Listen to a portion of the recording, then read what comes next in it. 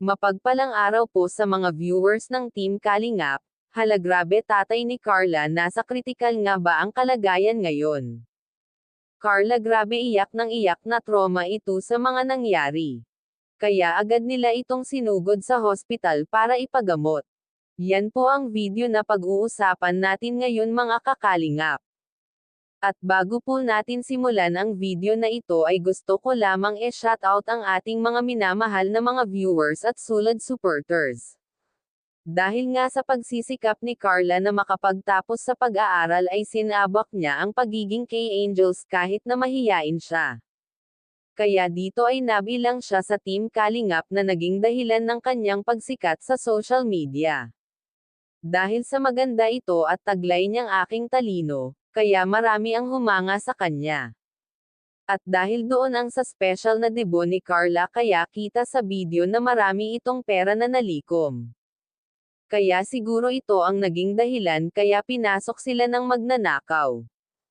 Kawawa naman ang pamilya ni Carla. Carla matalino at masipag mag-aral. Kaya deserve mo ang mga natatanggap na biyaya galing sa mga sponsor. Pero dahil sa nangyaring pagnanakaw sa bahay nila ay nakakalungkot lamang na balita na tatay niya ang napuruhan.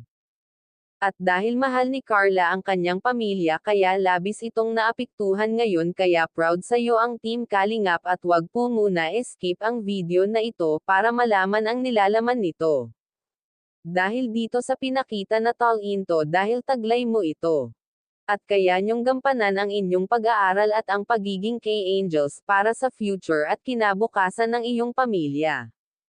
Marunong kayo makisama kaya talagang persigido si Kuya Rab at nakasuporta sa inyo na makapagtapos ng inyong pag-aaral para maiahon nyo sa kahirapan ang mga magulang.